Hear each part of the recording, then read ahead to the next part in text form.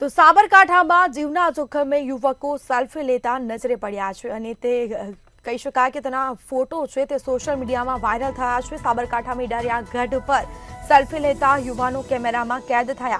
વહેલી સવારે જીવના જોખમે સેલ્ફી લેતા યુવકો કેમેરામાં કેદ થયા છે। ગઢ પરના રૂખીરાણીના માળિયા પર સેલ્ફી લેવી જોખમી રૂપ છે। માળિયું જર્જરિત હોવા છતાં પણ તંત્ર દ્વારા સૂચના આપતા બોર્ડનો અભાવ જોવા મળ્યો છે। તંત્ર દ્વારા સૂચના આપતા બોર્ડ લગાવવામાં આવ્યા નથી। માળિયા નજીક પોલીસનો વાયરલેસ પોઈન્ટ આવેલો છે।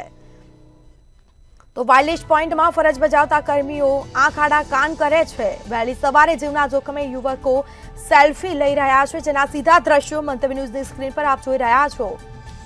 તો સેલ્ફી લેતા લોકો સાથે અકસ્માત સર્જાશે તો તેની માટે જવાબદાર કોણ? કારણ કે તંત્ર દ્વારા સૂચના બોર્ડ મૂકવામાં આવ્યા નથી।